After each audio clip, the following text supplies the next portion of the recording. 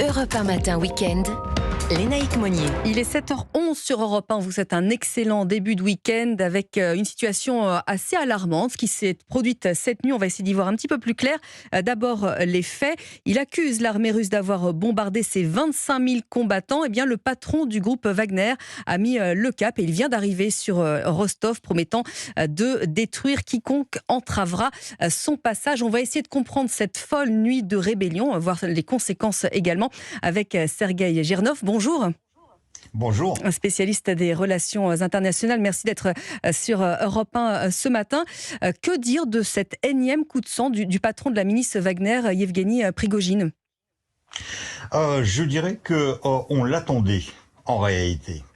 C'est Poutine lui-même qui a mis en place cette machine et c'est paradoxalement cette machine-là qui s'est emballée et qui actuellement a commencé la marche contre Poutine.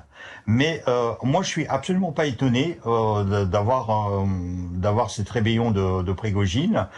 Tout simplement, moi, je l'attendais un peu plus tard. Moi, je l'attendais l'année prochaine. Et donc, parce que l'année prochaine, c'est les élections présidentielles de 2024. Mm-hmm. Et donc, je voyais très bien Prigojine déjà arriver en force contre Poutine pendant ces élections-là. Et lui, il a commencé ça plus tôt, mais en quelque sorte, il était obligé de le faire. Vous savez, au mois de mai, il a quitté le front à Bakhmout. Oui.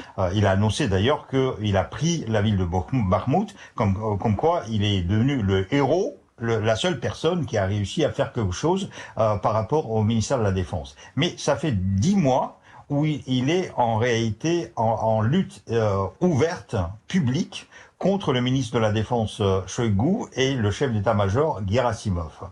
Et en réalité, ce qui se passait, c'est que une fois, lorsque Prigojine a pris la ville de Bakhmout, il a compris que la contre-attaque ukrainienne risquait de lui faire perdre en fait le reste de son armée, parce qu'il a perdu déjà beaucoup. Il a annoncé qu'il a perdu au moins 20 000 personnes à Bakhmout, et donc si on calculait bien, il lui restait à peu près entre 15 et 10 000 heures. Il est 7h17 et nous avons récupéré la liaison avec Sergueï Girnov.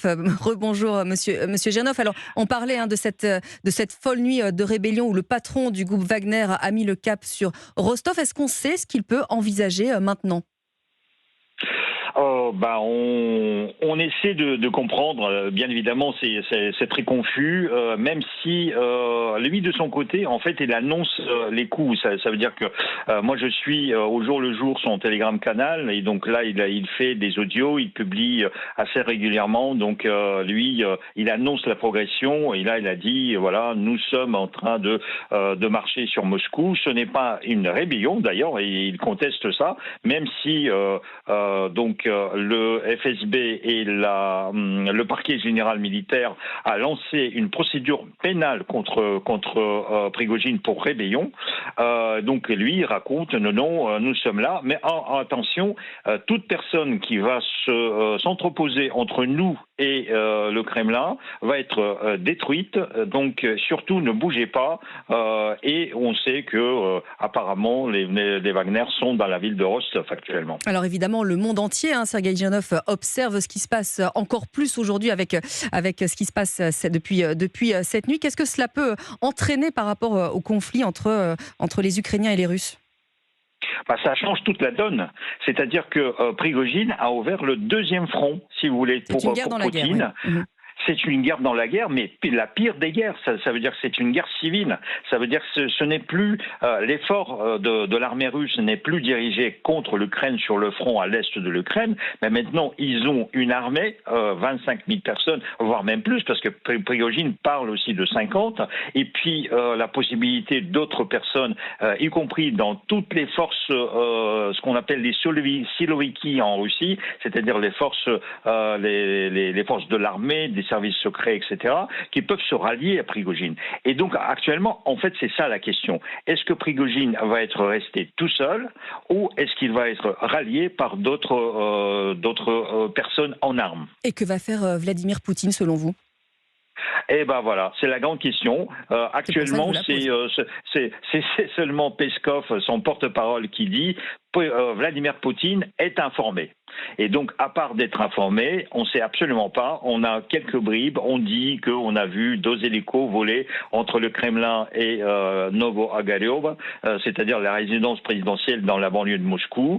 On n'a pas vu Vladimir Poutine. D'ailleurs, hier, c'était quelque chose de kafkaïen, parce que Vladimir Poutine a fait une déclaration félicitant la jeunesse de Russie pour la journée de la jeunesse.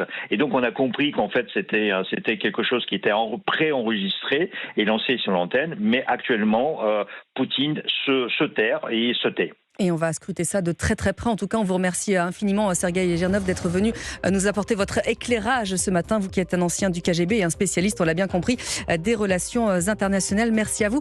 Il est 7h20 sur Europe.